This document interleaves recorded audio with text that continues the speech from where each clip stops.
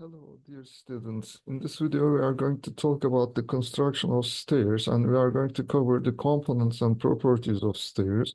We will talk about the loads and structural system of a stair as a component. We need to check its relationship with the building structure. We are going to cover four different types of stairs in terms of load transfer and construction methods. We will look at the handrails and guardrails, and finally, how we can express our decisions in 1/50 and 1/20 and 1/5 scales. Let's start by remembering the basic properties that we learned last week in the last video. You remember that we create the buildings, we design the buildings, which include the units, the living spaces. Everything is to provide users with nice living areas, closed, semi-closed or open living areas, and so that the user will be protected from all the negative features of the outside environment, like the rain or heat transfer or noise, so on. And some of these units may provide a specific function, like preparing food or sleeping. And we know that this whole envelope, it's all visual effects, and these living spaces will be created by the elements as they are being the integral products, which we can form them by combining the component pieces or materials in order to physically meet one or some of the functions of the buildings, like protecting the user or providing an area which they can prepare their food. For all these functions, we need elements such as walls, elements such as roof, building structure, floors, and if there are different levels inside the building or outside the area, because that's what we design. We design the whole area. We don't just put a building inside an empty plot. We design a living area with open spaces, closed spaces, the building mass or masses. So there can be level difference inside or outside environment. If there's a level difference, and if you want to provide the user to transfer or travel between different levels, then obviously we will be needing a new type of element, stairs, or we can call them vertical circulation elements, because stairs is one of them. One of them to provide means for safe transport from one level to the another. We can have ramps or elevators. These three are they can be defined as these vertical circulation elements. And we will have components in order to create stairs. One of them is this steps. A step is made out of thread, the horizontal surface and vertical surface riser. A group of steps creates a flight of stairs. We can have a landing, like a small floor area, a handrail and guardrail to protect the user from falling down.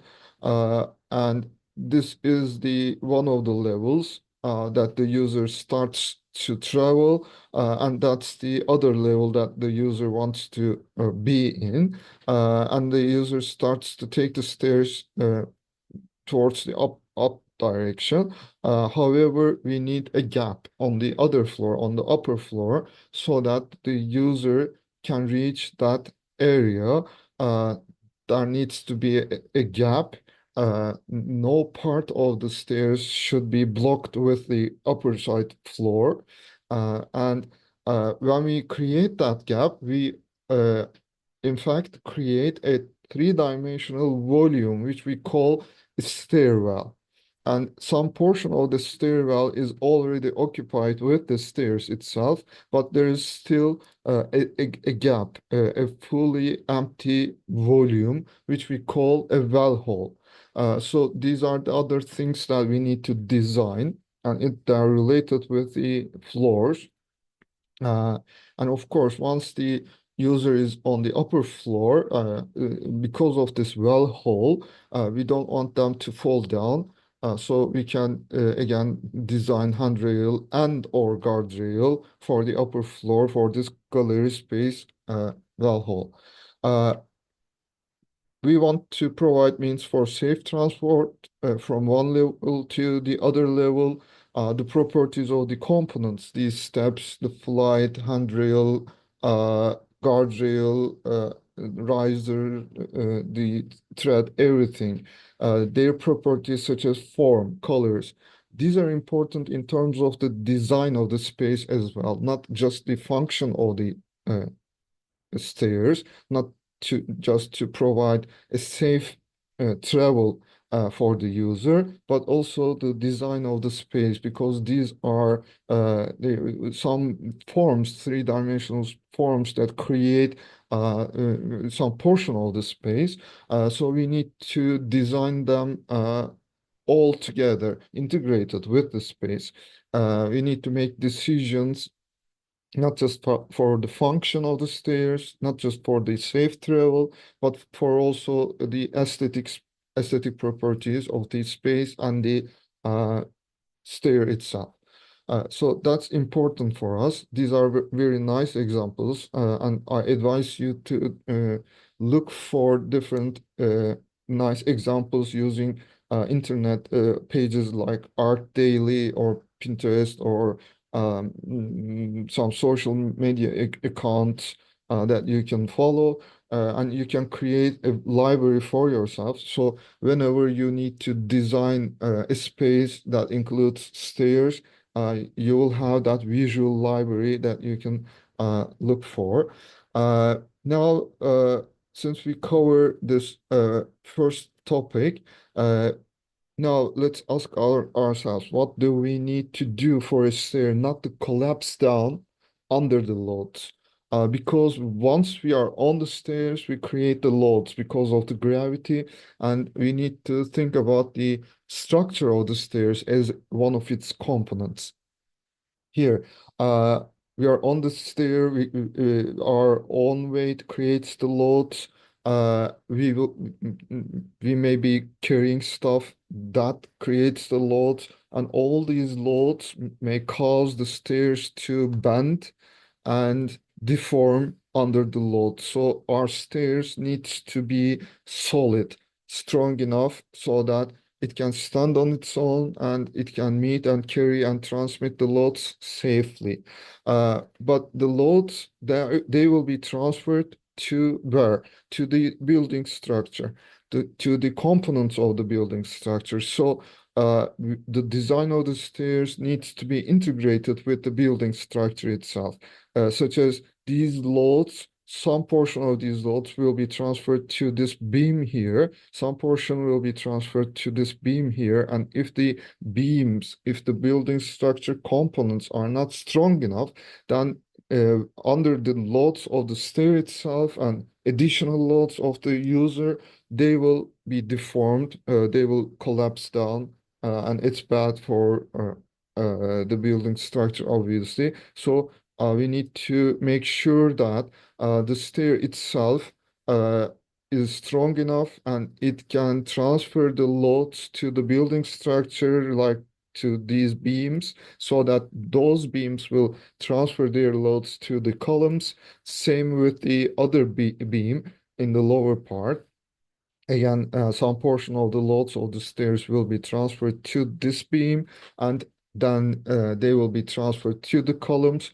So we need to make sure that the stair design must be integrated with the units, with the floors, the building structure, and foundations, so that the loads can be transferred safely.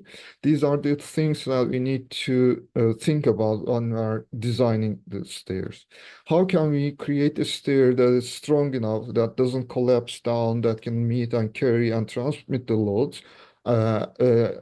Also, how can we design the stair that is correctly integrated with the building structure? This means that first we need to design a structure for the stairs as the component of that element, as the component of the stair element. And then it needs to be integrated with the building structure as the element itself, with its components this time, like beams and columns.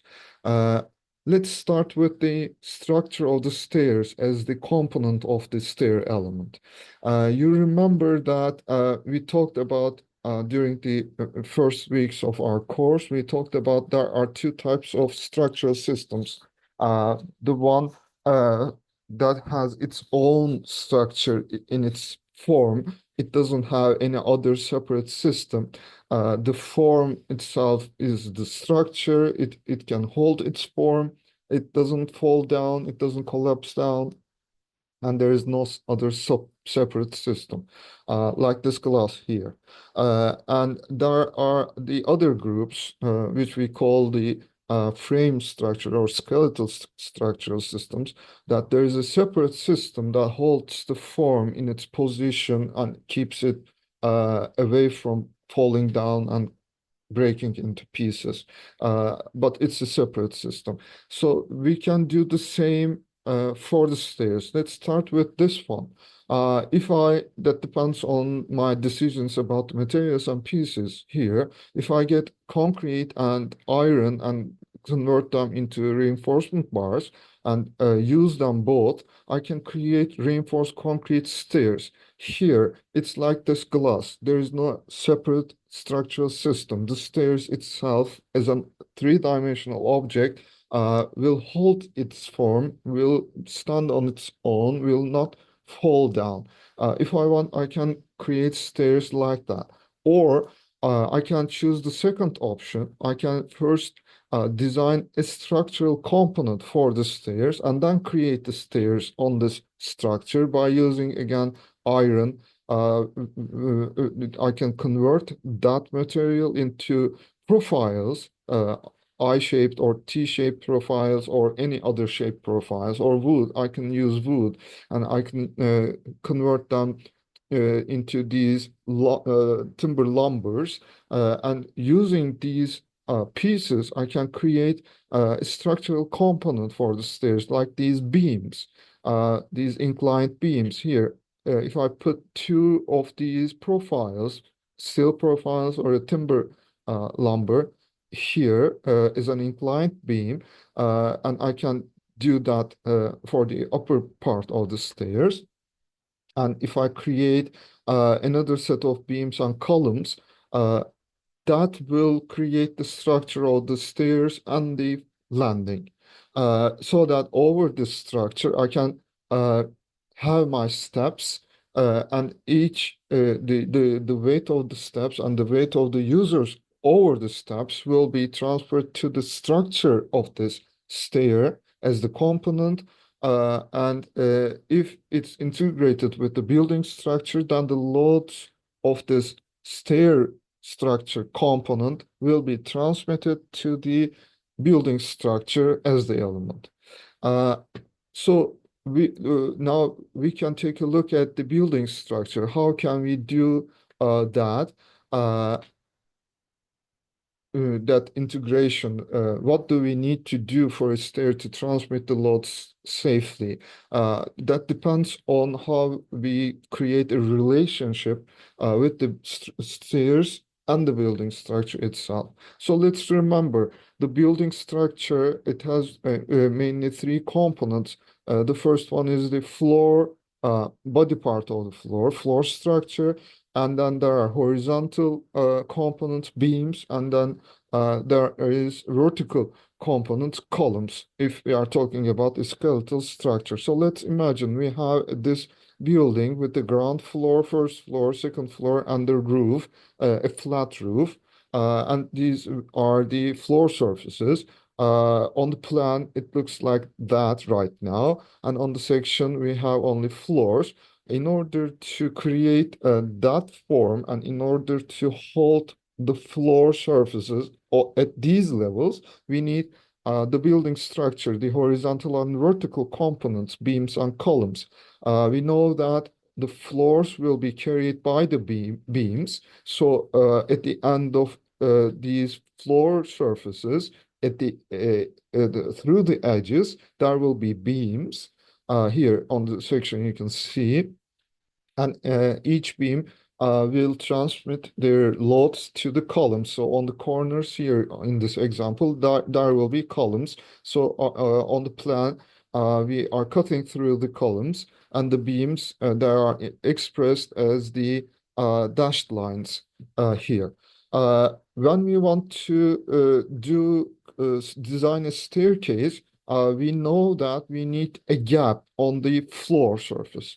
And that creates a problem.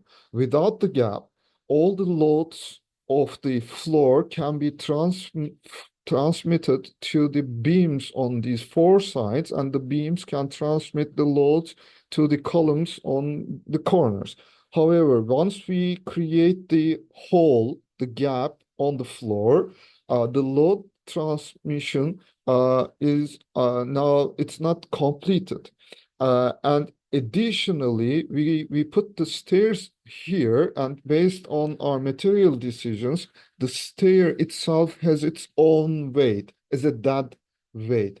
Right now, we have this gap on the second floor, and we design a stair that connects the first floor to the second floor. Let's take a look. The plan of the second floor has been changed like that. Right now we are looking at the gap here, and the section has been changed. There is the gap on the second floor, and the staircase, it's been cut.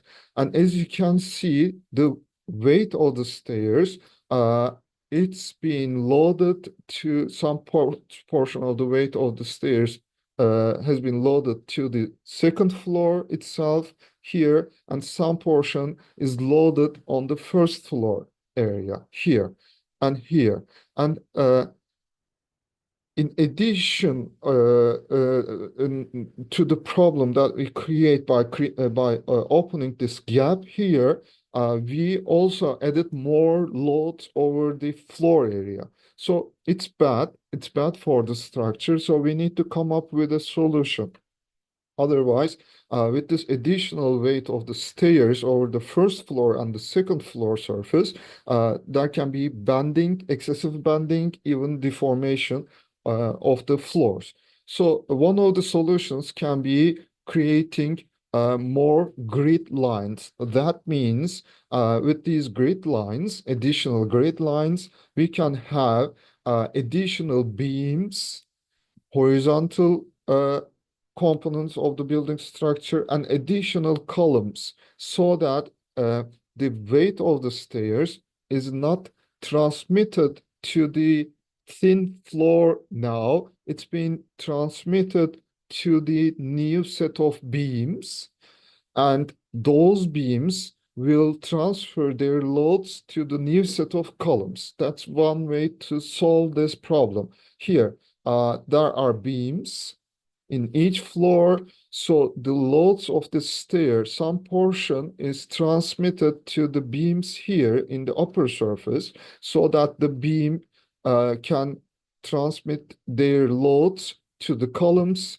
here in these additional columns, and some portion of the load of the stairs can be transmitted to the beam in this first floor here, so that that beam can transmit the loads to the columns, these additional columns here. That's one way to solve that. Or if you don't want to put additional grid lines, additional columns and beams, then we need to be careful about this cantilevered area of the floor. We learned that the cantilevered floor, especially for the reinforced concrete floor slabs, when we put additional loads over that, there's this type of deformation. So some portion of the stairs, the load of the stairs will be transmitted to this sort of cantilevered floor area on the second floor, and here, this part, and there is a limit for that. You need to remember that for a reinforced concrete cantilevered floor slab, the maximum length can be 1 meter and 50 centimeters, 1.5 meter. It shouldn't exceed that. So if you don't want to do additional grid lines, then we can keep these sort of cantilevered floor areas under 1.5 meters. That's another way to solve that problem that is created by this gap here and the weight of the stairs. That was just an example, so you can learn the logic and transfer that logic to your own projects by thinking like that. And I offered you two solutions. Obviously, based on the design, there can be more solutions, different solutions as well. These are only two examples. Okay, now let's talk about how can we construct a stairs components. Uh, Based on the load transfer and construction methods, we have four different types. And let's start with the slab steps. Uh, Here, all these types, slab steps, cantilevered steps, stairs with carriages, stair slabs, they can be created with concrete and reinforcement bars, reinforced concrete. By using these materials and pieces, I can create one of the steps, the whole flight of stairs, including the landing. And if I change the piece, instead of these reinforcement bars using the same iron material, if I create profiles, I-shaped, L-shaped, T-shaped, or whatever the shape is, or if I change the material into timber and create these lumbers, we can have beams as the carriages, either steel beams or timber beams like that. Or we, with the same materials, with these materials, we can create the steps out of timber, out of stone, or out of concrete, or even we can use clay, uh, earth to create glass panels, and we can create the steps out of glass. We can have glass steps for all these types of stairs. So let's start with slab steps. Here, slab steps, they look like that. Uh, the load of the flight, it can be only 4 steps, 5 steps, 8 steps, 2 steps. It doesn't matter how many steps.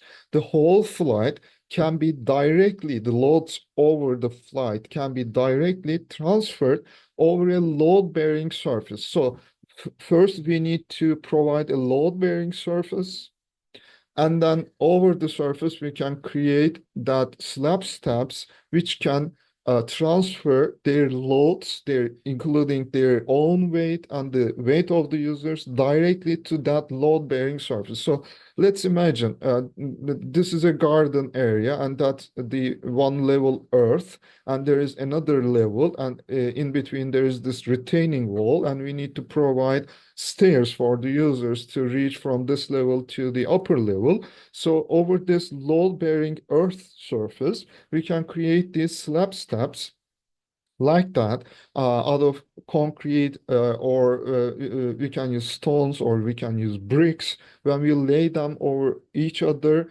and have these steps uh,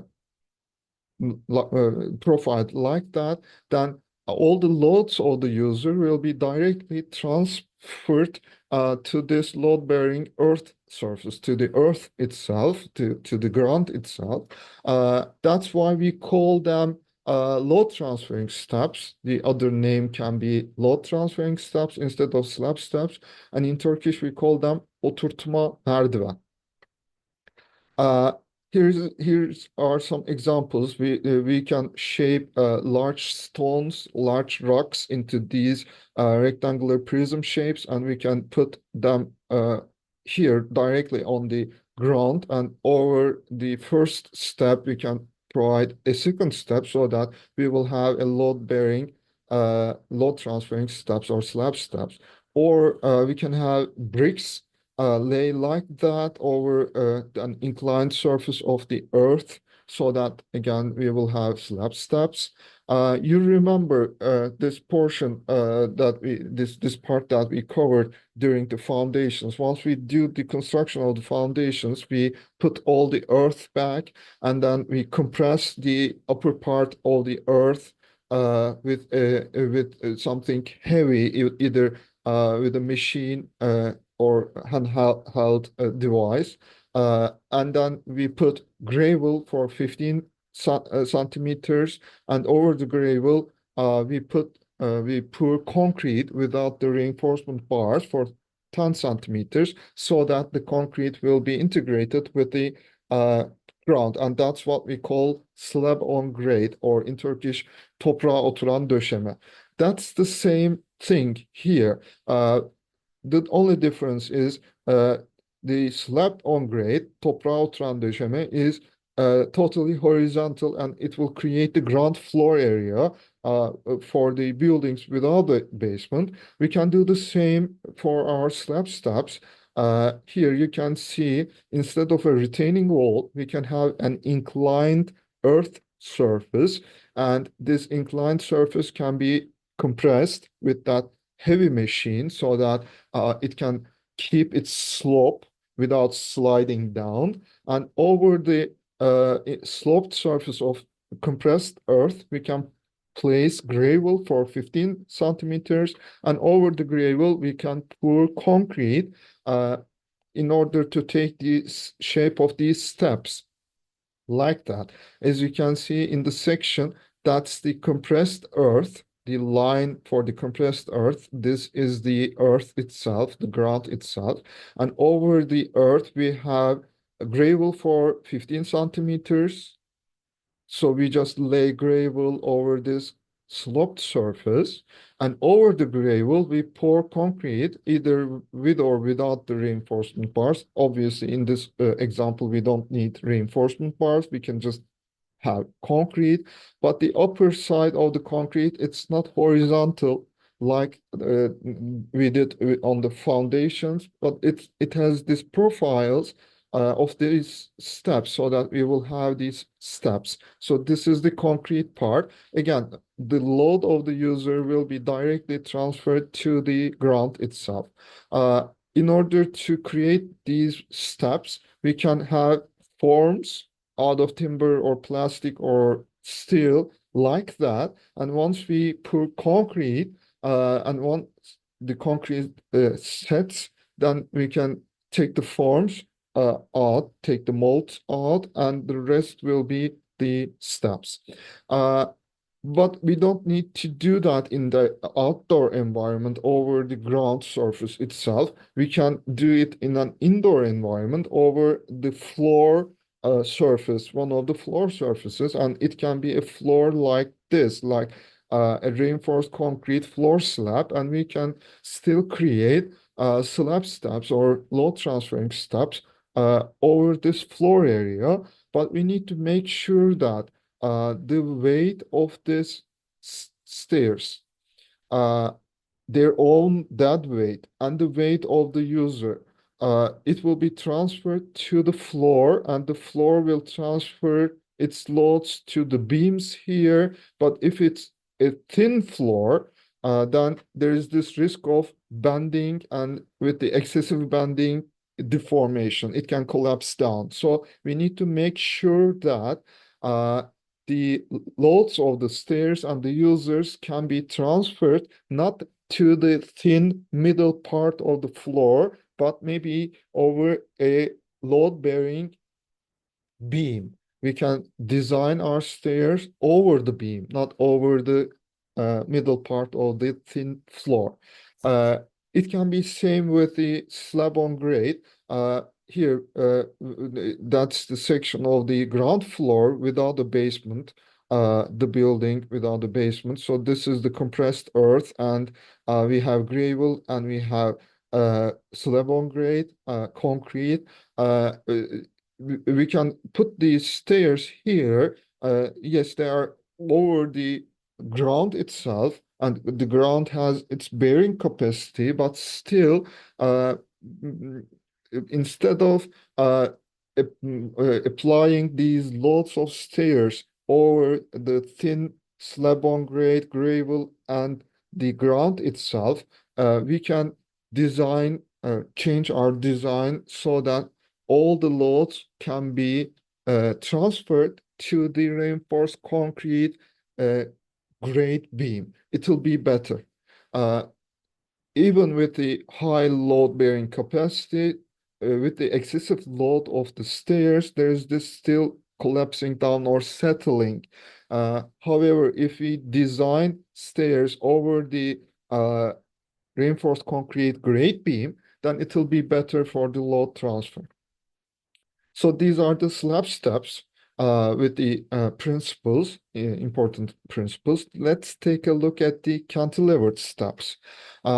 Here, the load of each individual step.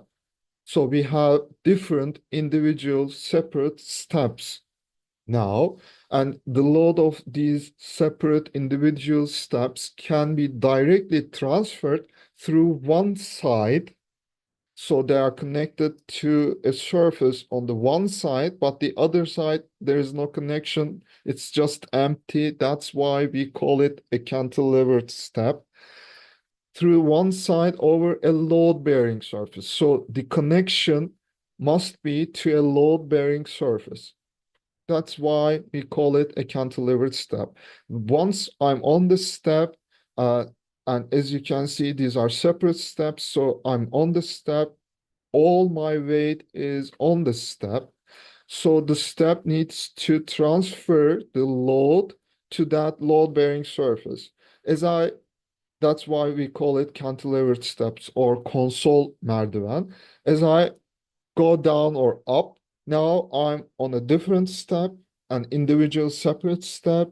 All my weight is on the step, so the step needs to transfer the load to the load-bearing surface. So these steps, they work separately, individually. Here on the section, the same thing. The load of the user is directly transferred to the load-bearing surface. In this example, we have a shear wall, a reinforced concrete shear wall and steel steps. So once the user is on one of these steps, the load is transferred to the load-bearing shear reinforced concrete wall. So this is just an example. First, we need to create a strong step that can hold the load of the user. Otherwise, the step will break down and the user will fall down. Uh, we can create that step out of concrete, reinforced concrete, stone, timber, but it needs to be thick enough and big enough.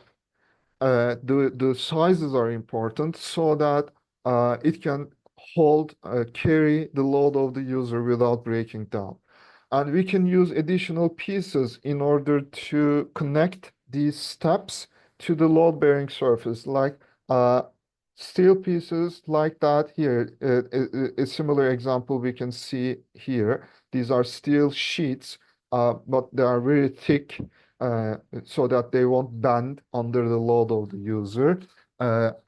Or we can create, again, pieces like that. These can be welded or bolted uh, like that.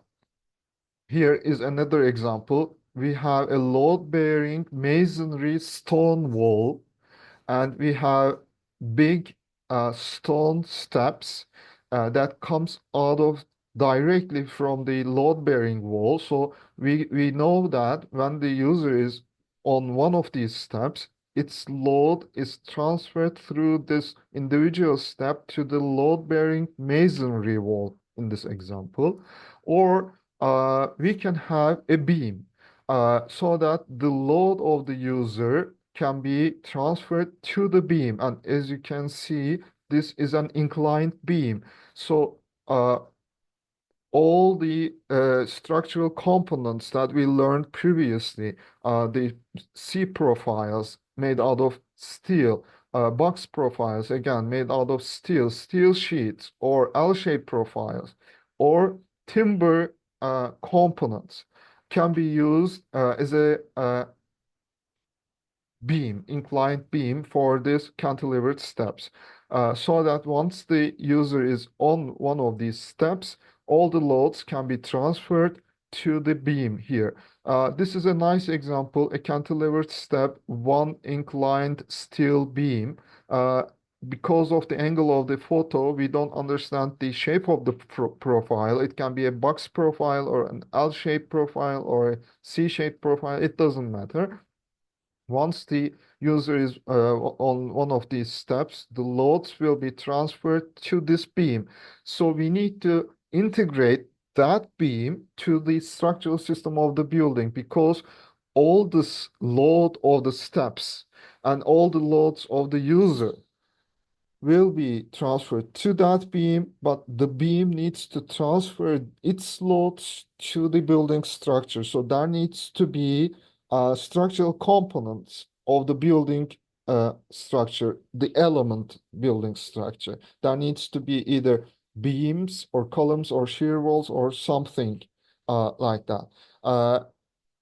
Don't forget, please, the steps, they're important. They need to carry the load of the user each step, and we can create them out of timber, out of stone, out of concrete or reinforced concrete, out of steel, or out of glass as well. There are different options. The sizes, they're important. The type of the material, it's important.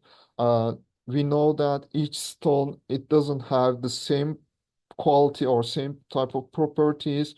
It needs to be a compact stone, a strong stone. Uh, Otherwise, under the load of the user, the step will break down uh, before transferring the loads to the load-bearing surface, and it will cause problems. Uh, so we need to pick, if we are going for a natural stone, we need to be careful about the type of the stone. It should be a strong, compact stone, natural stone type. Or we can, if obviously we can do these steps out of glass panels, but they need to be tempered. In normal standard panels, as you know, it's very easy to break the glass panel, normal panel. But if it's tempered, tempering means once the glass panel is created, first they heat it up and then very suddenly they let it cool.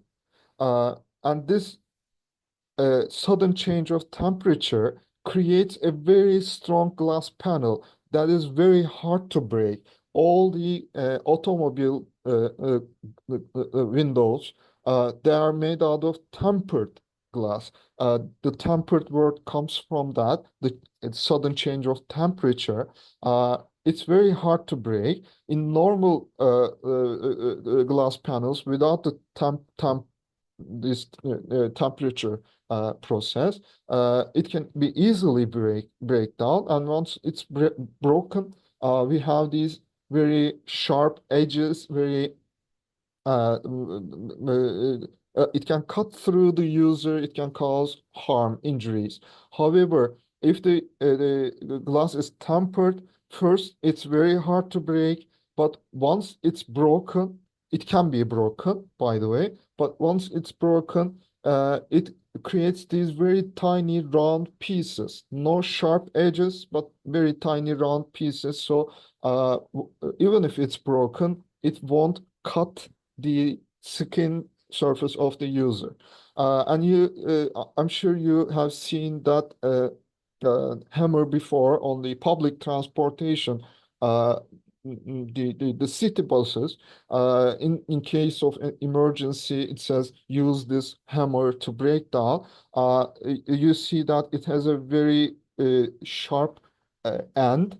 That's how you can break this tempered glass. With normal standard wide uh, hammer, it doesn't work, as you can see. But this needle-like uh, special hammer is the way to break down that tempered glass because it needs to that needle point. Uh, it causes a very compact, a very focused high level of weight over one tiny surface, and that's how it's broken into these tiny rounded pieces, and it needs to be laminated. Here you can see there isn't only one glass panel. There are more, like two, three, four, six. Uh, However, and they are glued to each other with transparent, thin plastic, very strong films. So we need tempered and laminated. With the lamination, with these layers, with the help of that plastic film that connects different panels together, even if the glass step is broken, it won't fall down. It holds its place, so it decreases the risk for the harm for the user.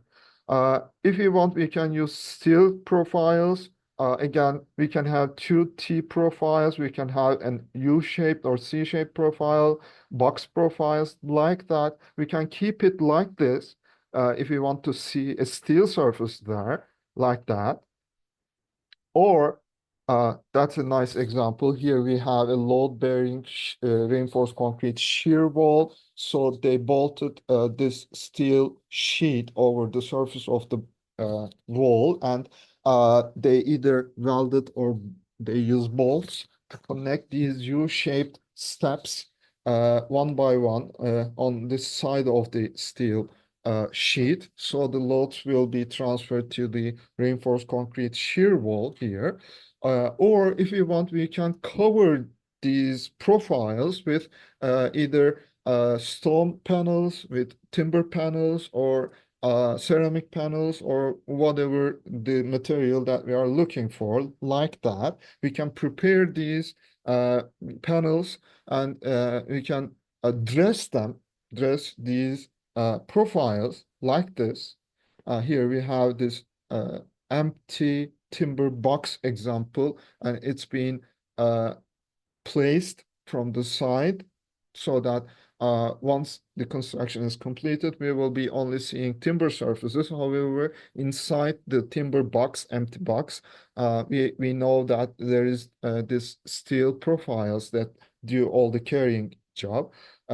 Or we can cover the upper surfaces and the sides separately, not like this empty box, but we can have separate uh, plates that we can place on the top of the profile and on the sides of the profile, uh, like that.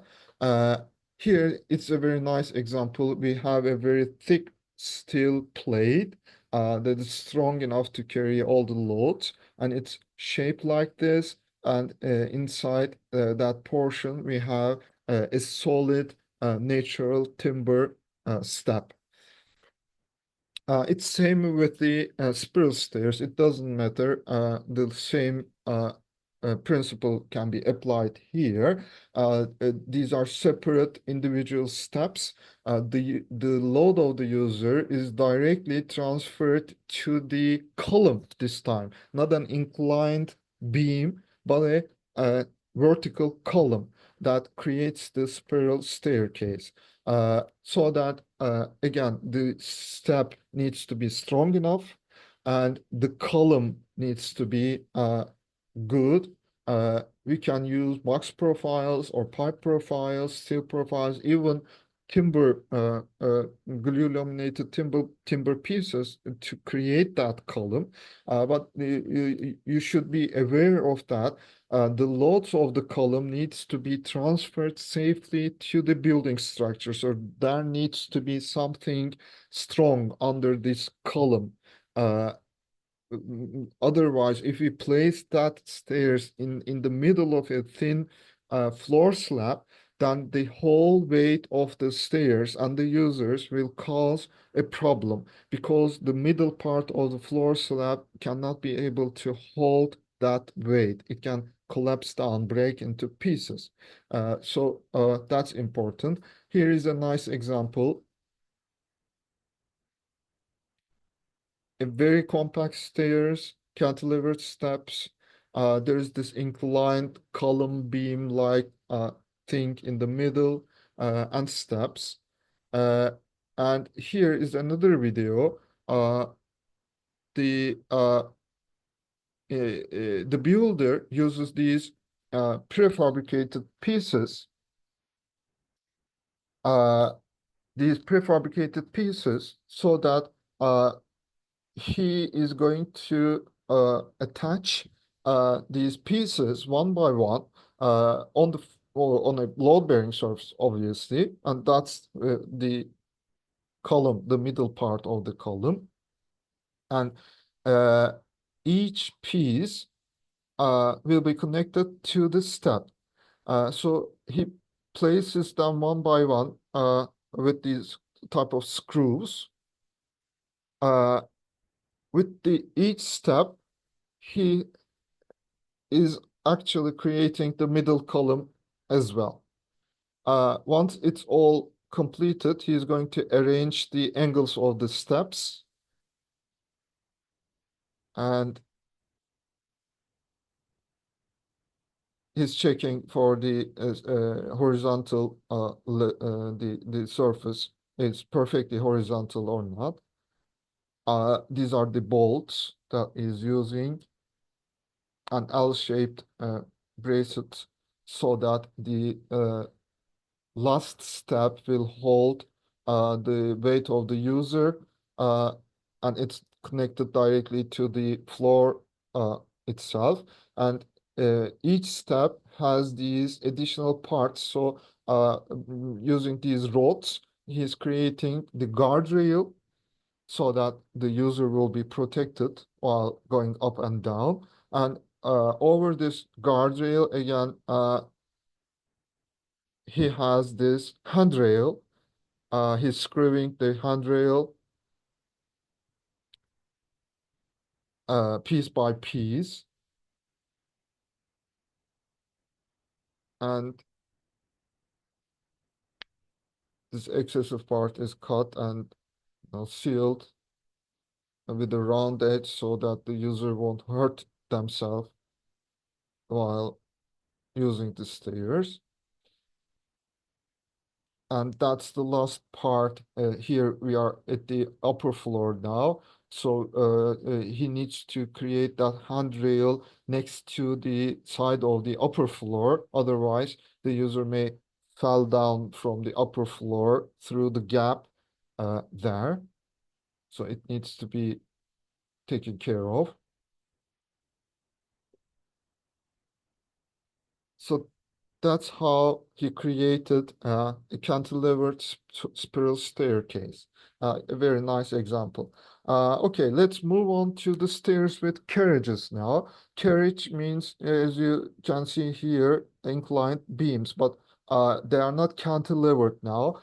We have at least two beams at the edges of each steps, and depending on the sizes, there can be one beam in the middle or three or more beams to carry the weight of the steps. The loads of steps can be transferred over a series of beams on each side or one in the middle. That's what we call stairs with carriages. Kirişli merdiven, limon kirişli merdiven de deniyor buna. Limon kiriş dediği bu işte, bu yandaki eğik olan kiriş onun adı. And the weight of the user will be carried by the step. Again, we have individual steps here, and each step transfers the loads not only to one side, like in the previous example, but depending on the positions of the carriages, the beams, either on the two sides, and these beams will transfer their loads to a load-bearing surface. So again, the beams needs to be integrated with the building structure. There needs to be a load-bearing surface under and above these beams. And the step itself, it needs to be strong enough. If it's so large, if it's so thin, if the material is not correct, if it's not strong enough, then under the weight of the user, it can bend down, even break down.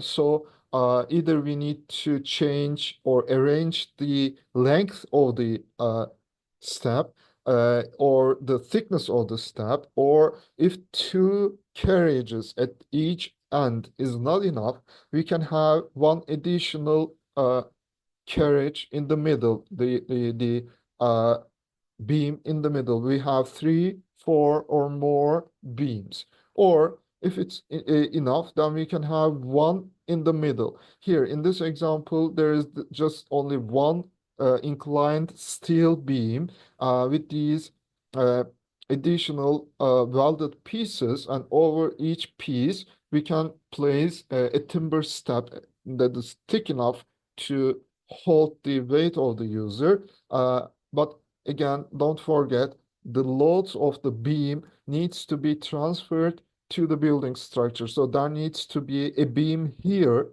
a reinforced concrete or a steel beam or a timber beam of the building structure, and one beam here, or a load-bearing wall, so that the loads of this inclined beam will be safely transferred there.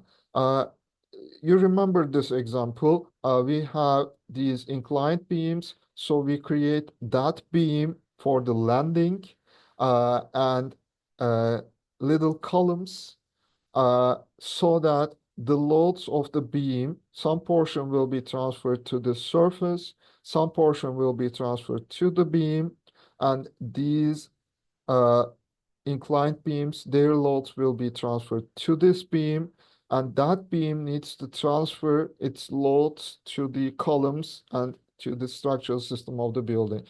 This is a nice example. It's a welded example. We have a U-shaped two beams on the sides, and over this inclined surface, in order to create the steps, they weld these uh, smaller box profiles like that, so that over the box profiles, they are going to create the steps. In order to do that, of course, it still is one option. We can use timber as well. In order to place these steps over this inclined surface, we can either have these grooves like that, uh, out of either steel or timber is easier, obviously, to do that. Or instead of grooves, we can have tongs like this. We can have additional pieces. We can do the same thing out of concrete. We can cast especially shaped concrete beam like this, uh, and it can be circular like that. Or we can have grooves on the sides of the beams, and we can place the steps from the front by pushing it through, like in this example. We can do the same with the curved beams. Instead of these grooves, we can have additional L-shaped profiles made out of steel or again timber, like that. And over these profiles, we can place our steps so that the load of the steps will be transferred to the beam via these little pieces, like that. We can create a tray-like, either steel or with using some other material shape, and over that tray-like shape, uh, we can we can place our steps. This is a nice example.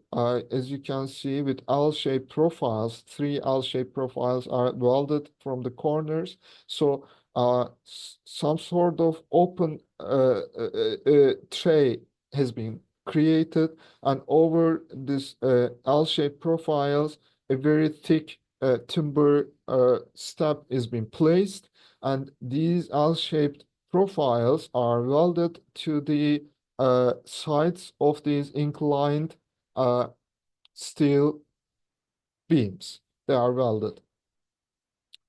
We can use the steel profiles in the middle in order to connect again the timber, stone, reinforced concrete, or glass panels to the surface of this inclined uh, steel or timber beam like that. This is a nice example. Here, there's a video. Let's watch it together. These are prefabricated beams. Uh, as you can see, all the holes for the screws are open. Everything has been prepared and it's painted for the corrosion. So everything is ready. These timber steps, you can see they are very thick and they have grooves in the middle. Uh, Here so that they can be placed like that uh, over these steel surfaces. Uh, they are transferred to the construction area. The only thing the workers are doing is screwing them. Everything is ready, so we have this nice uh, timber steps uh, carried with this middle uh, steel uh, beam. If we want, we can create the whole system out of reinforced concrete. In order to do that, we need molds, forms, spatial molds for each step and for the beam part. You can see that the reinforcement bars for the beam, it's already placed, and they are going to do the reinforcement bars for each step, and then they are going to pour the concrete, and once it's set, the molds will be removed and we will have the stairs. The last group is the stair slabs. Uh, Here we have, it's mostly created out of concrete or reinforced concrete, and we create the whole flight at once. And the whole flight works as one object, and it transfers the loads directly. It's basically an inclined floor surface with these profiles as the steps. So you can think it as a inclined reinforced concrete floor. The minimum thickness that we need to provide for a reinforced concrete floor was 10 centimeters. It's the same here. So this thickness here, it's important to understand that this thickness here, that thickness, it needs to be at least 10 centimeters. It cannot be smaller than 10 centimeters because this is an inclined reinforced concrete floor area. And the only difference is the upper part is not inclined like this. If it was inclined like that, this upper surface is inclined like that, then it's a ramp. Instead, the upper area has been profiled like that so that we have the steps instead of the stairs instead of a ramp. This is how we uh, create that. Stair slabs or payaslı merdiven. Payas is the another word for this floor, inclined floor area. So all the loads will be directly transferred to the ends of this whole flight, and we can create any shape that we want. Uh, it can be a folded plate like that out of reinforced concrete, or if you want, this is the example of reinforced concrete. Again, it's the stair slabs and it works as a whole object and it transfers the loads directly at the ends from this end and from that end. So it needs to be integrated with the building structure. There needs to be a load-bearing surface, a beam or something. These folded plates, katlanmış plak, they can be made out of timber or steel. Same principle, they are stair slabs. We can have them out of reinforced concrete, timber, or steel.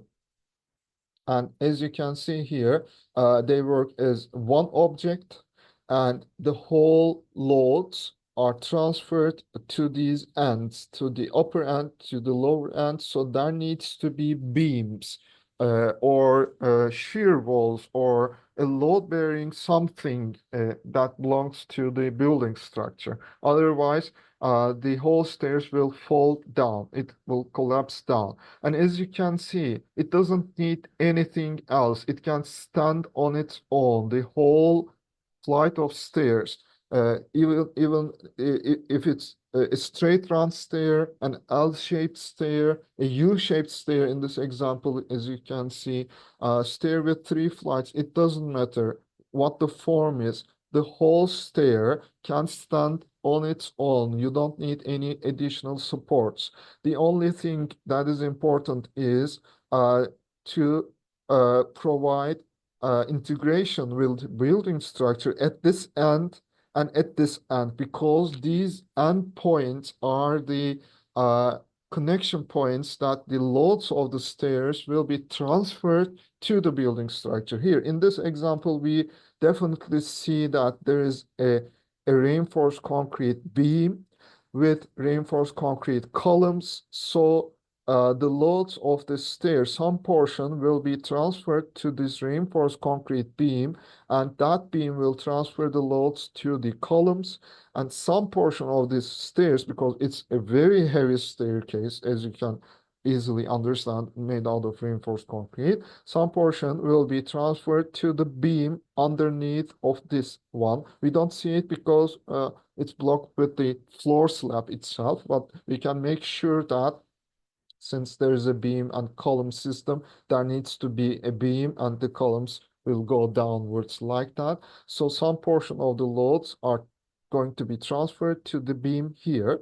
Uh, the section is something like this. As you can see, it's this flight here with the landing part, and we see the other flight. We cut through this one here with the landing, and the other flight is it's seen, and there is this floor area with the beam, and there is this other beam that's the normal beam column system of the whole structure with the floor, reinforced concrete structure with the floor. We don't need an additional support here at the end of the landing. No additional support there. No need, because it can stand on its own and the loads will be transferred to the building structure, to this end here. Uh, as you can see, there is no beam here because it's just a cantilevered floor area and it's under 1.5 meters. So the loads of the stairs will be transferred to this floor, and the floor, since it's shorter than 1.5 meters, it can transfer the loads to the main structural system of the building, the beams and the columns there, so no problem. We don't put a beam here. Don't put a beam here. It's very dangerous. We don't need a beam there. There must not a beam there because of the short column effect. If you put a beam underneath the uh, landing here, then you will create a very big problem for the building structure. Don't do that. No need that. I'm going to explain it by showing you this example. As you can see, this is the construction of the building. Here we see a series of columns. So they are placed like that, and they are connected with beams. So one of the columns is this. It's the normal floor height, and it repeats regularly. The gap between the columns repeat regularly. The column height repeats regularly. There is no problem here, and it continues in this part of the building. Same uh, horizontal height, same gap, uh, same column height, same floor height, no problem. But when we take a closer look to the middle part here, you will notice that there is this column, but the positions of the beams, because there is this stairs and because they added this unnecessary beam for the landing here. These beams, they create a very big problem for the building structure, short column effect. During the earthquake, we know that this connection part of the beams and the columns, they are very strong. And here, uh, in normal conditions, that's the normal height of the column. This is very strong. This is very strong, but this middle part of the column is relatively weak. And at that weak part, you put an unnecessary beam. So during the earthquake, with the lateral movement, with the lateral forces, that strong beam will crush the middle weak part of the column. Uh, those parts will be crushed like that.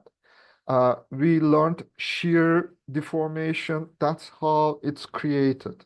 And this is why we call it a short column effect, because the normal length, the normal height of the column is this, but if you place that beam under the landing, this beam here, you will be creating short columns, and you will be applying a very huge amount of lateral load in the middle part of this column where it's weak. So it will create that shear force, shear deformation, and it can cause the building to collapse down. So don't do that. Uh, if you want to do stairs out of reinforced concrete, you first create the form, the mold, and then you place the reinforcement bars, and then you pour the concrete. Once it sets, uh, then it's ready.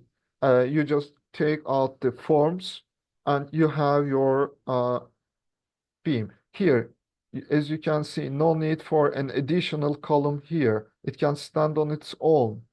The only important thing is it needs to be integrated with the building structure at its ends. So that's important, and the connections must be made correctly. All the reinforcement bars must be tied correctly, otherwise it it it it will fail under its own weight, as you can see. And we can cover the surfaces of these slab stairs. We can cover the threads, we can cover the risers, and we can cover the side surfaces all together or one by one. That depends on our design decisions. Uh, if we do the slab stairs out of reinforced concrete, we learned that due to the coarse aggregate, there can be sharp corners because of the gravel. So before covering these tread surfaces or riser surfaces with thin plates of timber or ceramic or uh, stones, we need to level them. So we can use leveling concrete. That's the same mixture, but without the coarse aggregate, with only the fine aggregate, only with the sand. So we will level the surface, düzeltme betonu, and then we can either glue these panels to the level surface, or we can use these additional pieces like that. If they are elevated, then there's no need to level it because there's this gap here. And these pieces can be made out of steel, plastic, or timber like this. Here, there's another example, a staircase made out of reinforced concrete, and they use these laths, and they use some cement to adjust the covering materials. As you can see, these laths, they create the gap, so the underneath surface, it doesn't matter if it's leveled or not, if there are sharp corners or not. They can have these thin timber plates, and they can glue them on the surface of these laths, or they can screw them, use bolts to attach uh, the timber covering over the surface of these lats. As you can see, they are pretty thin, so no need to level here. Now he's going to do the risers. He's gluing the thin panels of wood to the riser surface, and probably he is using some type of screw or staple. I don't know. He's doing the threads like that. He's cutting the boards into right sizes, into right dimensions, so it will fit, and it goes like that. He uses glue to stick them to the surface,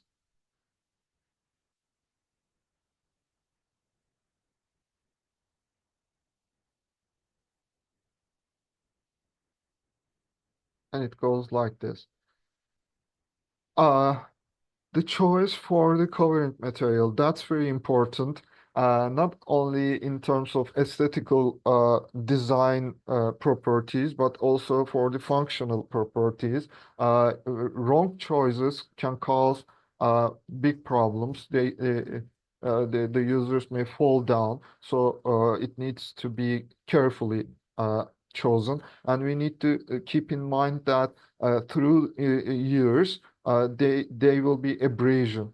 So we need to, when we are choosing the material, we need to think about how long will it take to, wear down.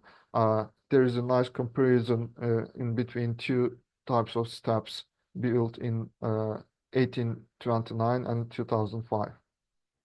These corners, that's important. If we connect two covering panels side by side or perpendicularly like this, there is this joint, and the view of this joint may not look good. If there is a difference between the boards, then the joint will create an uneven line, a bad looking line. So we can come up with certain solutions. We can cover the joint line with lats. We can create a joint gap. In Turkish, we call it fuga. Uh, or we can create a surface difference between these boards. Uh, we can do them for the panels that are side by side or for the connection corner of the riser and the thread. We can cover this joint with the lath. We can use a joint gap or we can use surface difference like that. And we can do the same with the upper surface of the thread with the lower surface of the riser for that connection as well. Uh, to cover it with a lat to create a joint gap or a surface difference. Here is a very nice example in my opinion. As you can see, there are different surfaces on the wall. This is probably a load-bearing steel beam, and that's the wall covering, and the load-bearing steel beam is for to carry the loads of these steps. When we take a closer look, we see a nice joint gap all through this line here between these two different surfaces, and here we see surface difference, so that that connection, it doesn't look bad. There is no uneven, disturbing visual connections. Uh, and the this joint, it's important in terms of abrasion as well. We can prefer a hard substance, a hard material for this corner. We can cover it with some metal or plastic, uh, again, hard substances, something like that. Uh, or we can use a profile like this so that that corner will hold better because due to the touch of the feet, the constant touch of feet, that corner is the first line to wear down. So these are some solutions that you can use. And here we can have some very nice examples. Again, we have these nice joint gap here, and each step is being covered with very nice marble panels. These are spatially cut and produced panels. And again, we need to make the design decisions, aesthetic decisions, not just uh, taking into consideration only one step or the stairs, the whole surface, the whole space. We need to integrate that. And instead of constructing stairs on site, if we want, we can do them prefabricated. The whole stair can be prefabricated, and it can be only transferred to the construction site and be placed on its place like that. And there is a very nice example. If you like, you can design a staircase that can be folded, uh, and it doesn't occupy any space when it's not used. And once it's time to use, you can open the stairs like that. Okay, now, how can we do the construction of handrails and guardrails? What are the principles? What are the options? Handrails is the one that we can hold with our hands. Guardrails is this vertical surface. In some cases, we have only handrails. In some cases, we can only have guardrails. In some cases, we can have both. And the same materials, concrete, reinforced concrete, steel, timber, stone, glass. These are our all options to do that. The design needs to be both functional to protect the user from falling down and aesthetical, but the whole space, not just the handrail, not just the guardrail, but their integration with the stairs and the space must be considered. A very nice example, the designer, the architect is Victor Horta, the Tassel House from Brussels. And there's this style called Art Nouveau, new art. A very nice example there. For the handrail, the measurement is important. It needs to be approximately 5 centimeters or slightly bigger or smaller, and it comes from our grasp, our palm, uh, and we don't need any sharp corners. We can use metal pipes. We can use timber material with rounded corners, as you can see, uh, like that. These are our options. We can create different forms here. And in order to position the handrail, because it needs to be approximately 90 centimeters uh, above the surface of the step, we can have different options. We can either attach it over the step like this. There can be profiles, and once we do that, we automatically create the guardrail as well in order to attach the handrail over the surface of the step. Here is another video. Uh, they are creating uh, wooden covering materials for the stair slabs made out of reinforced concrete. So they prepare the steps, they are rounding the edges, uh, and they are creating these parts so that the steps can be glued down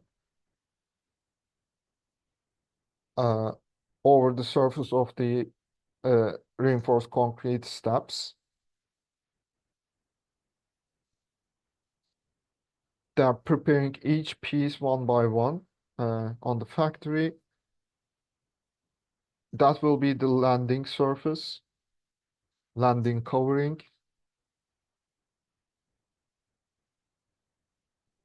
and they check if the surface is level enough. If it's not, then first they need to level it, and they are using some sort of hot glue, as you can see. They are placing the uh, timber steps. They are gluing down the timber steps, and this is the landing part here. So the whole upper surface of the steps, they are being covered with this natural solid wood.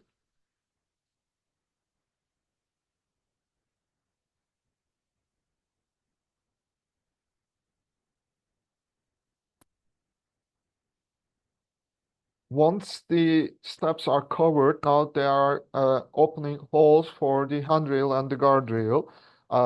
They will be created again out of natural solid wood.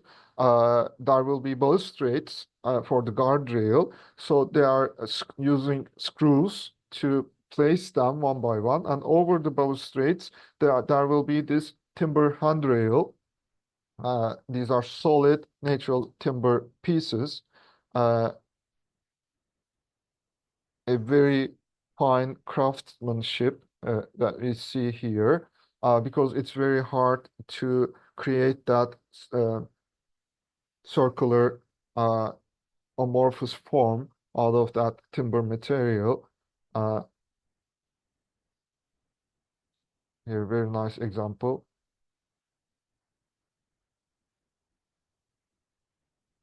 So he is placing uh, the timber piece there, and over on its place, he is crafting it like a sculpture, uh, like that. He is using those dimensions on its place.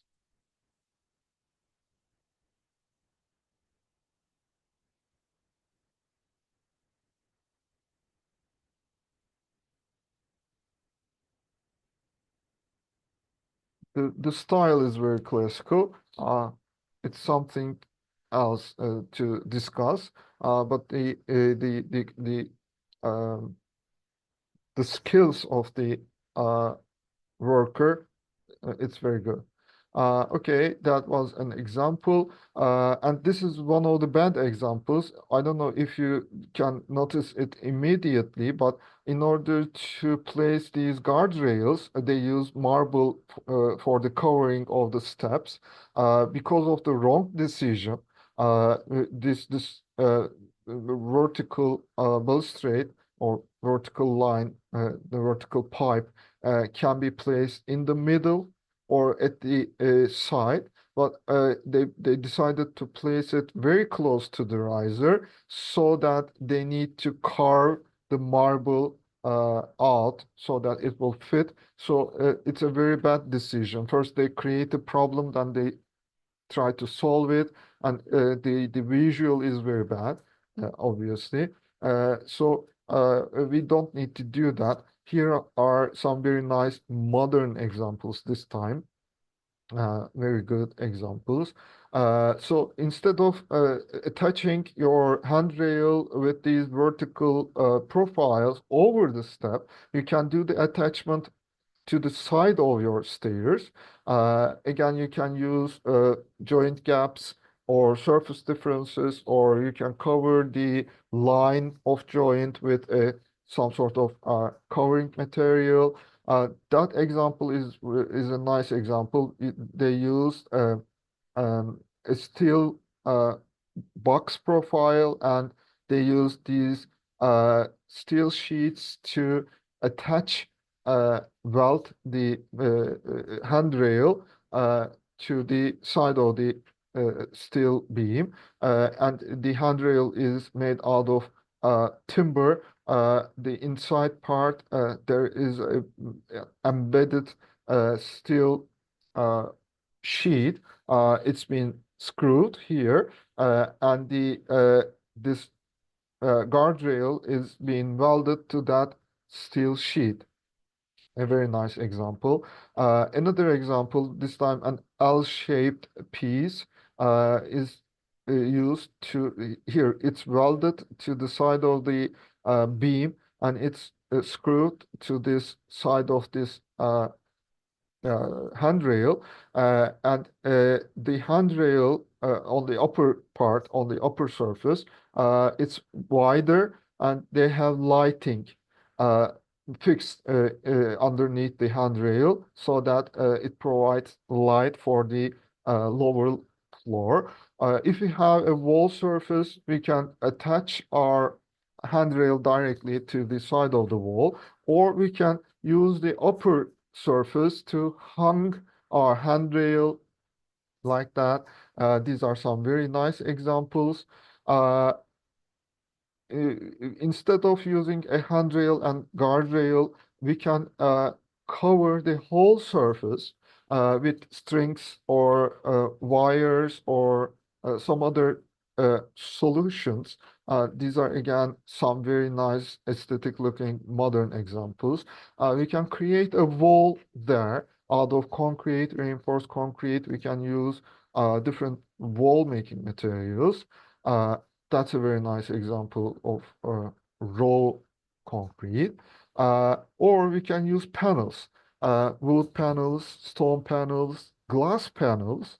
Uh, we can find different solutions, L-shaped profiles or these grooves to attach these panels there, or we can use the upper surface of the floor or steps to embed this glass or whatever the material, these panels inside.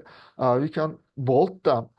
We can use the upper side as the handrail, but if you prefer glass, again, we need to do a tempered and layered laminated glass. Otherwise, it will cause a problem for the user. Here we see two large glass panels. They are bolted to the sides of this cantilevered steps.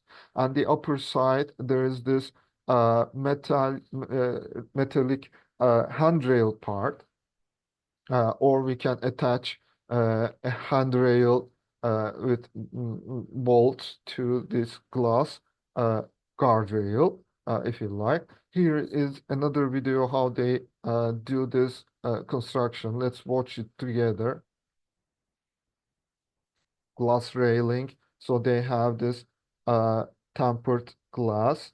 First, they prepare. There is this old metal balustrades guardrails. First, they detach it, uh, and then they prepare the surface for the new railing, new glass railing.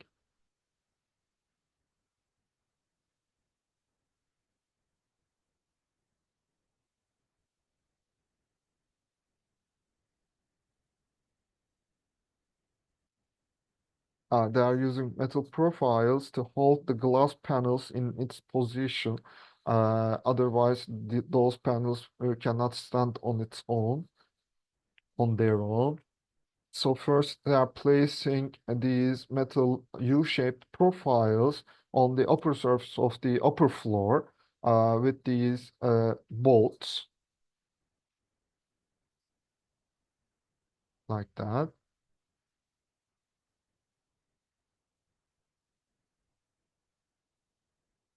There is this groove that they are going to place the glass panels inside, and they are going to use some soft materials in between the glass surface and the surface of the metal, so that the glass panel will not shake or crash to the sides of the metal there, and they are using these L-shaped profiles in order to attach two different glass panels side by side or on the corner, uh, like that.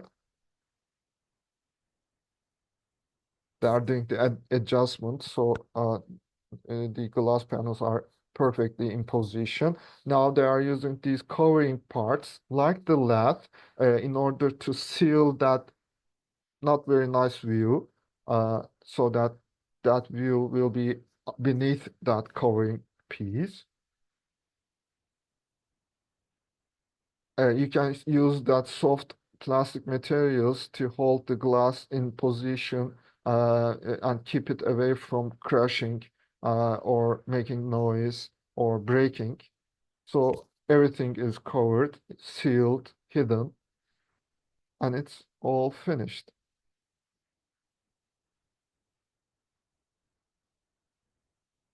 Uh, okay.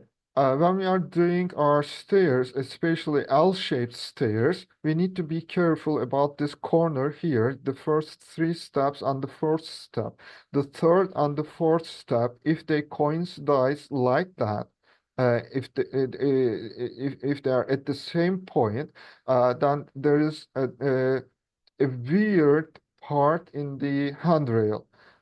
It needs to be strangely elevated at that corner because here we have two risers, not one riser, two risers. Uh, so it doesn't look good.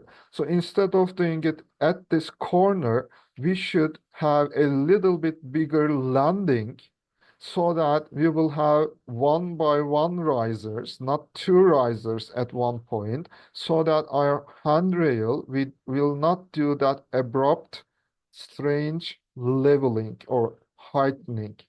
That's better. The lower part is, it looks more aesthetic than this one. It's not good. Uh, However, if you want, we can design handrails specifically for the user. If the user is an elderly person or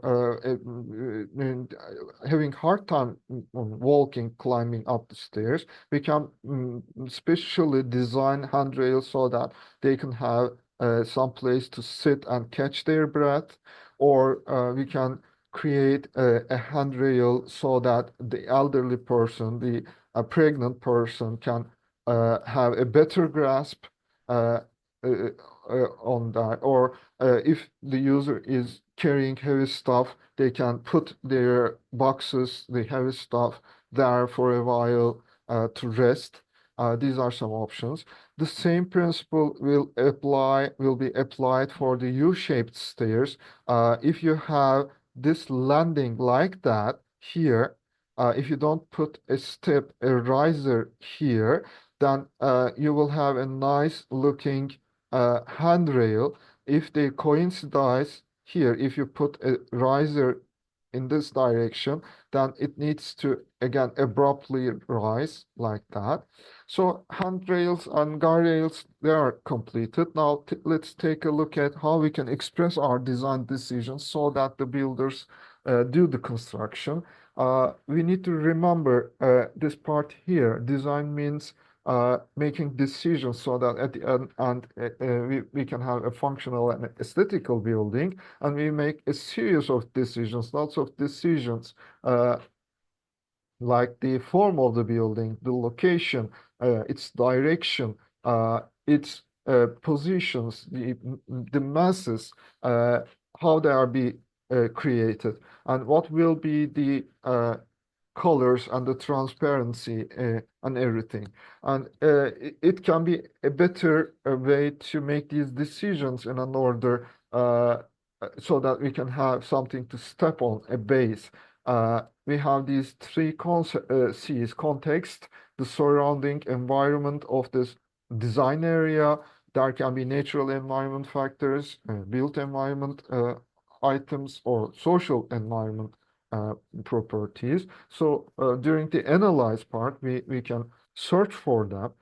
Content, everything that will be included in the design, so that it's mainly the user. We can analyze our user and find out their properties.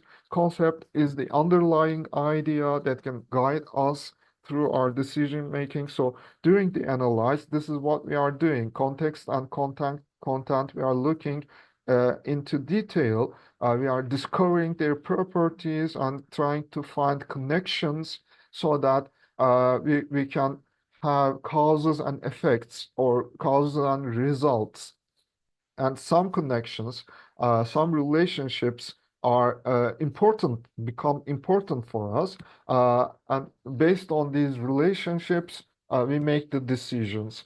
And that depends on our approach, the concept, the underlying idea. If we have a concept, an underlying idea that we can base on, then we can make meaningful relationships, meaningful decisions, so that the causes will end in good results for the user and for the environment. If we change our approach, if we change our concept, then we can find different relationships, and that means making different decisions with different results. So this is how we do that. Since we have a lot of subjects to make decisions about, and we can start with the pre-design stage, look for all the environmental factors, try to get to know the user, and once it's completed, we can use all the data that we gathered in order to make meaningful decisions, to come up with good relationships and uh, make meaningful decisions, so that at the end we will have nice results for the user. The first part is being called schematic design, alan proje ön tasarım in Turkish. That's where we make big decisions like the form of the building, the location of the building, and we do sketches, we do models, we create alternatives, so that we are looking for the best option for the decisions of the building mass, its geometrical form, its surfaces, its colors, its height, its locations. We can use a series of different techniques in order to make meaningful decisions, have alternatives to compare, choose from. Uh, you remember this example, the ecological living module. So in the schematic design stage, they make decisions about the building envelope. How will it look like? The visual effects, the visual appearance of the whole form, the building mass, the colors, the textures, the position, its location, the transparency, and everything. And that building envelope will hold the units for the user to spend their lives in, like the living room, the kitchen, the bedroom. At that point, we are trying to make the decisions about their locations, how they are going to be connected, where they are going to be placed inside or outside or next to this envelope that we created. So the previous group of decisions are our basis in order to make meaningful decisions in this step for the units. First, we need to make a decision about the form and the location. It'll be better. And again, in this step, we use sketches, either hand-drawn sketches or digital softwares we use. Once we make decisions about the units, their positions, their furniture, their relationships, uh, like this living room, how they are be connected like that. That can be the end of schematic design. Now we need to prepare uh, things to express our decisions. Uh, in order to express them correctly, we do plans and sections in 1/100 scale, and we can do rendering in three-dimensional form. We can use colors for our plans and sections and elevations, so that the viewer in this level is the user itself, and maybe the municipality who will approve this project. They can understand our decisions about the building mass and the units. Uh, all this coloring is for to give them the right impression. What will the building look like once it's finished? How the building user will use all these spaces. In three-dimensional or two-dimensional expression techniques, we are trying to give the idea, how we decided what we decide about to the viewer. Once the schematic design is completed once we agree upon the form, location of the mass, the envelope, and this units, all the spaces, living spaces. We can move on to the construction design because at that point we need to keep making design decisions about the elements. Without the elements, we won't be able to construct that living spaces and that building mass in the real environment. And the user will not be protected from all the negative features of the outside environment, or they won't be able to have nice spaces for the specific functions that they require in order to survive their life in a healthy and comfortable way, like a kitchen or a bedroom. So we need to make decisions about the elements like the walls, the roof, building structures, stairs, and so on, so that all the spaces that we imagine, all the building envelope and the visual appearance will be created in the real world. We design the walls, we design the roof, we design the building structure. In order to make those decisions, in order to design these elements, we need to make decisions about the components. What kind of components do we need to design that kind of walls or roof or building structures? Each element can have its own structure, its finishes, its insulation, depending on the needs of the user. Uh, that means we need to make decisions about the pieces and the materials. And all these decisions, again, we need to consider the properties of the user and the environment. Everything that we collected, all the data that we collected during the pre-design uh, stage, all the analyzed data.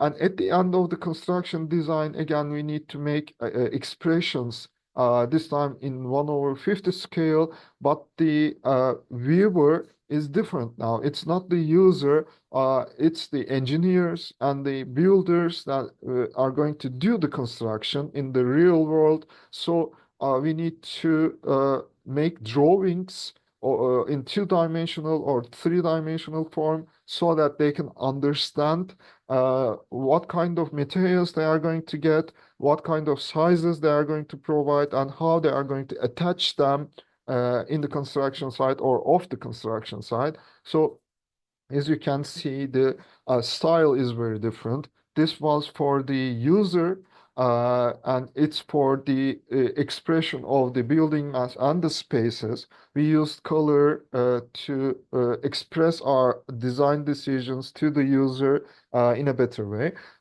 Here, we don't need colors, and there are lots of texts and numbers. These are the details of the materials and the sizes of these pieces and components so that engineers and builders can understand our decisions, our design decisions. If we need, we can have a detailed design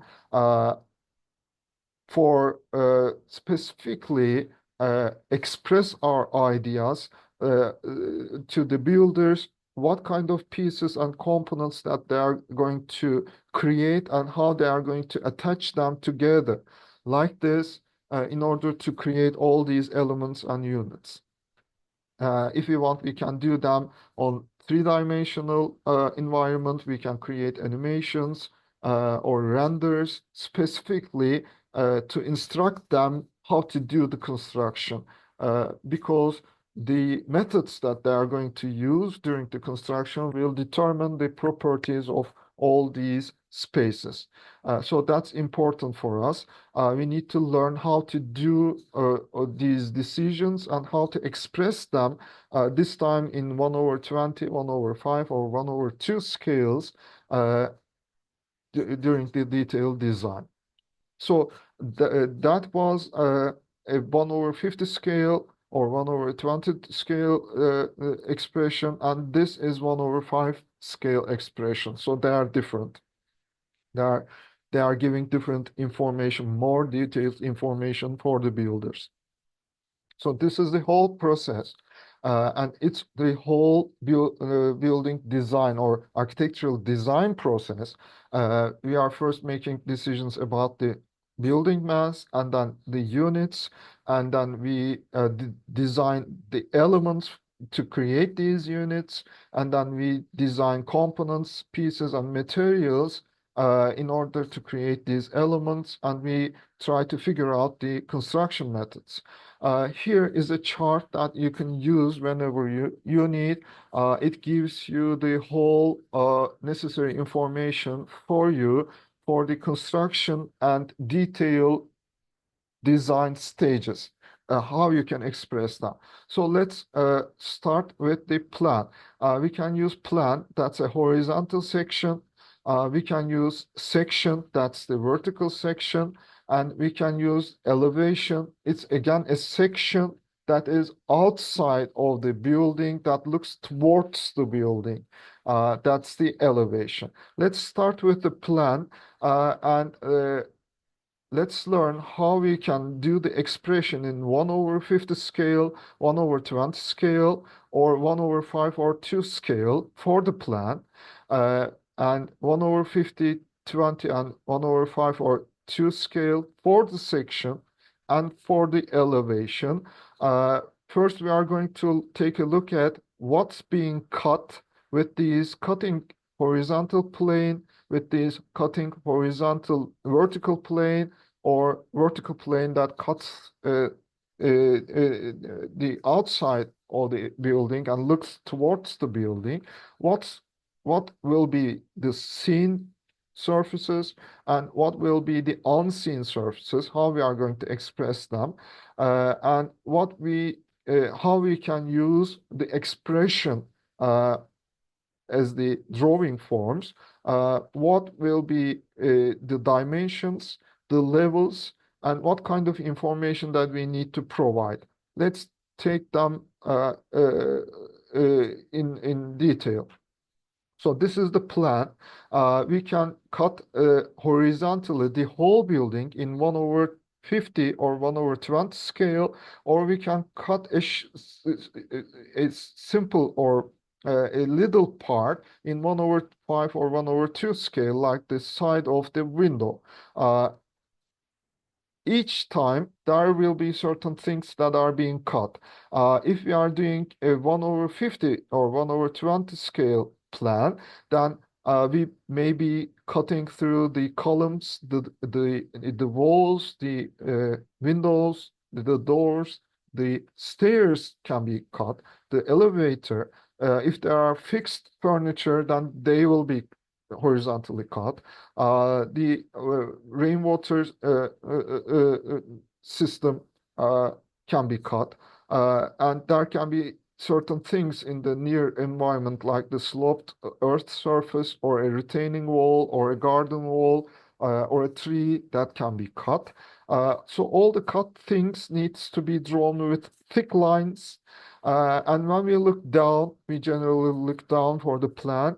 There will be certain things that we see, like the upper side of this parapet walls, or the some portion of the stairs, or the upper surface of the fixed furniture, the upper surface of the floors, or there can be certain things, the upper surface of the near surrounding, like this terrace area, the walkway, the upper surface of the uh, garden, things like that. And we mentally imagine that once we cut the building, we elevate the upper part, so there can be certain things above our head, like the beams, like the upper side floor, the upper portion of the stairs or the roof. So they need to be drawn with dashed lines. The seen things needs to be drawn with thin lines, not very thin, but thinner than the cut surfaces. Cut surfaces needs to be drawn with the thickest lines. Uh, if we are doing a 1 over 5 or 1 over 2 scale detail drawing, then based on the position of this cutting plane, we may be cutting through the wall and the window or door if we are looking down, then we will be seeing the upper surface of this window sill and the floor. And based on the position of the plan, there can be some portion of the wall or roof or something above our head. How do we use the drawing in order to show what's being cut or seen? First of all, 1/50 scale is for to make the builders the structural system of the building. We don't do details there because the main idea is to create the structure of the building and structure of the floor, structure of the roof, structure of the stairs. We can use symbolic expression in order to express our ideas. Anything that is being cut, either a stair step or a wall, a window panel, some guardrail or roof, it doesn't matter. If the thickness of that cut surface is shorter or thinner than 5 centimeters, then we can express it with one thick line. If it's bigger than this thickness is larger than 5 centimeters, then we can express it as it is. Like if we have this rectangular surface, then we can draw the rectangular surface. But if it is thinner than 5 centimeters, in order to symbolize this rectangular surface, we can use only a thick line. That's how we do that. This thick line represents the window panel. When we cut the window panel, normally we get this rectangular surface, but it is so thin, it is thinner than 5 centimeters. It's like 3 millimeters or 5 millimeters or something. So instead of drawing a rectangle, we just have a thick line. This can represent the gypsum panel for the wall, something like that. But for 1/20, 1/5, or 1/2 scales, we need to draw it 1/1 scale in its real form. We need to cut it and draw what we see in its original size. So it's different. Here we use only a thick line to symbolize the window panel, but in 1/20, 1/5, or 1/2, we need to draw the rectangular surface of this thin window panel. We need to do that. If we are drawing 1/50 scale, if you want to do the water insulation, we can use these dashed lines, thick dashed lines, to symbolize that there will be a water insulation. However, in 1/20, 1/5, or 1/2 scale, we need to draw the water insulation itself like that. The measurement, again, for 1/50 scale, we need to do the measurement lines so that they can construct the building structure or the structure of the wall, the structure of the stairs, the structure of the roof, mainly the structure, not the covering materials. Only for the structural components, we need measurement. But for 1/20, 1/5, and 1/2 scales, we need to provide sizes of everything so that they can be created. All these things can be created and they can be applied in their right position. So two types of measurements that we need to do. First group of measurements to create the pieces or the components in its correct sizes. A second set of measurements so that they can be placed in the right position. They can be attached, applied in the right position like that. Levels. For the plan, we only give levels for the totally horizontal surfaces, and we need to use this type of level marks. Below, we write the uncovered surface, the upper level of the uncovered surface. Above, we need to write the upper surface of the fully covered surface. and we need to provide details of the materials for every line, everything. Uh, we need to give into detail about the specifications of the materials. We cannot just write water insulation. We need to define if it's bitumen or plastic. If it's bitumen, then we need to provide the mixtures and everything like that. Same principles with the vertical section. There will be certain things that are being cut. Uh, Certain things that are being seen towards the looking direction and certain things that they will be behind us, uh, so that we need to do them with dashed lines. Uh, 1/50 scale and 1/20 scale, we cut through the building, so there can be beams, the floors, walls, parapet walls, windows or doors, roof, foundations, the ground, and near surrounding. These things can be cut things, so they need to be drawn with very thick lines. Based on the looking direction, we may be seeing the elevations of columns, walls, windows, stairs, the things that are in the near surrounding, so they need to be drawn with thinner lines, and everything that are behind us needs to be expressed with dashed lines. Based on the detail, position of the detail, if we are going to focus on the detail of a roof, then we can prefer a 1/50 scale. But if we are going to focus on the window or a door, we can prefer a 1/2 scale. Based on the positions, we may be cutting through the beams, the floor, the roof, the walls, or the windows, so on.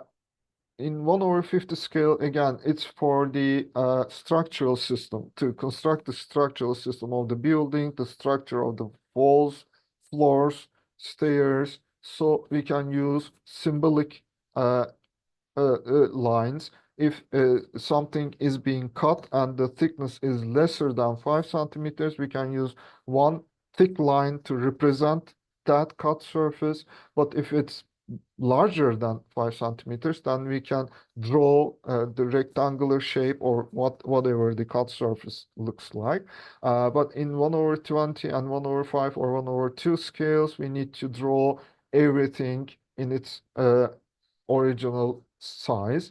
For 1/50 scale, only vertical things needs to be provided as the measurement in order to create the structural system. But for 1/20 and 1/5 or 2 scale, we need to provide measurement sizes for everything to create the pieces and components and to place them in their right order.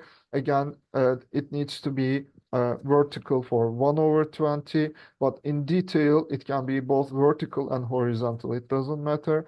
The level marks, they are different now. If it's black like that, then it gives the upper surface of the uncovered floor or roof or whatever the horizontal thing that we are talking about. If it's empty, then it's the upper surface of the covered uh, component, like this.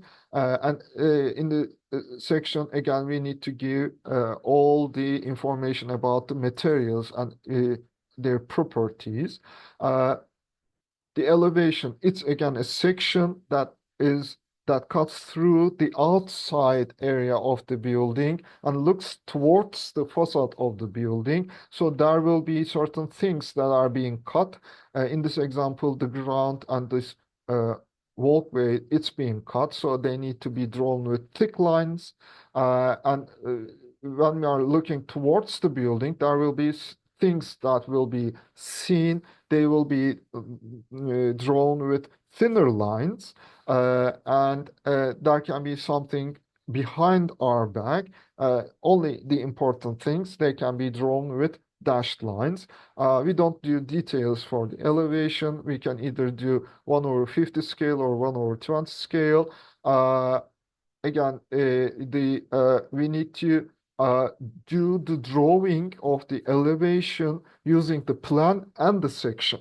We need to transfer certain things from the plan and transfer the levels from the section, and that way we need to create the elevation.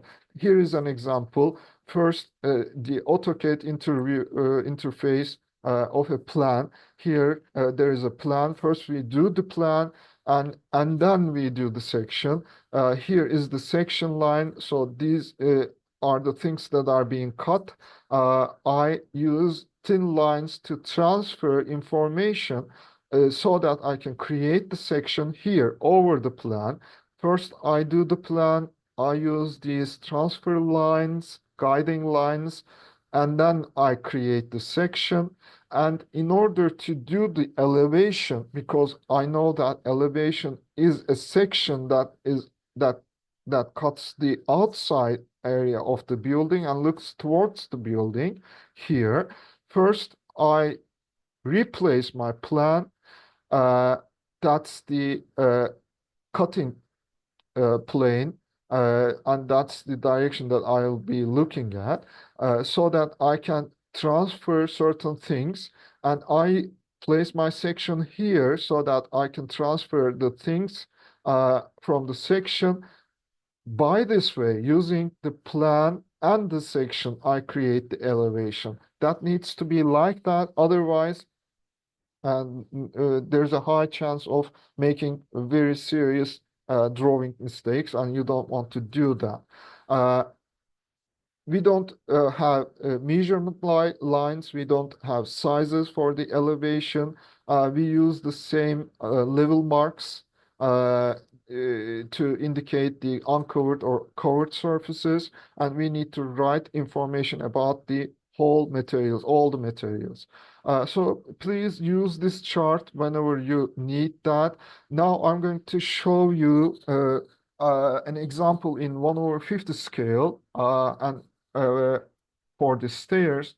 Uh, let's imagine that's the building that we designed, the basement floor, ground floor, first floor, and second floor. The ground floor 0, 0, basement -3, first floor +3, second floor +6, and there is this flat roof +9. Let's start with the second floor plan. Here, that's the plan level, that's the horizontal section. I cut through the building and look down. As you can see, when I look down, I see the whole upper surface of the stairs that connects the first floor to the second floor. The staircase that is between +3 and +6. So that's it, the upper view, the top view of the stairs. And the top view of the handrail. Here, once it's on the +6 on the sixth floor, the handrail needs to uh, follow the side of the second floor, the edge of the floor, so that they won't fall down from here like that. That's the flight of stairs that goes up, and once they're up, it needs to, this handrail needs to follow the side edge of the second floor here so that they won't be falling down. Let's look at the basement floor. For the plan level of the basement floor, as you can see, we are cutting through this flight of stairs. And when we look down, we will be looking at the upper surface of the basement floor, upper surface of this first flight, and the landing here. And the rest will be above our head. So that's what we are looking at, the upper surface of -3 basement floor, the first flight of stairs, the landing, it's -1.40 47, and the thick inclined line to symbolize the cut surface of the staircase, and the rest is above our head, so it needs to be dashed line. Here we see the upper surface of the handrail, and here the handrail is being cut, and the rest is above our head, so it needs to be dashed. and we are still looking at -3. It's the basement of the is the upper floor, upper surface of the basement floor. Here, you need to, if you are doing reinforced concrete stair slabs, you need to do it like this. You want to do it like this, uh, because otherwise you cannot take your form out, the wall out, and you cannot do a finishing here. It will be better. Or if you want, of course, you can use the underneath of your stair slabs as a working area, as a cupboard area, or even a living space. You can do a bathroom beneath that. So once you do that thick line to cut the stairs, this is the upper surface of the seam part of the stairs. Now you will be cutting through this new room here, and when you look down, you will be seeing the upper surface of the furniture. So let's take a look at how we can draw the stairs in the ground floor. When we cut horizontally here, we will be cutting the flights of stairs that connects the 0, 0 level with the +3 level. This flight will be cut, so we will be seeing the upper surface of the 0, 0 ground floor, upper surface of this flight, and the landing in +1.5. uh, Here 0, 0, this upper surface of the flight, upper surface of this landing, and the thick line for the cut surface of this flight. And when we look down, we will be seeing this other flight that comes from the basement. So we need a second thick inclined line, two thick inclined line, in order to symbolize there are two flights.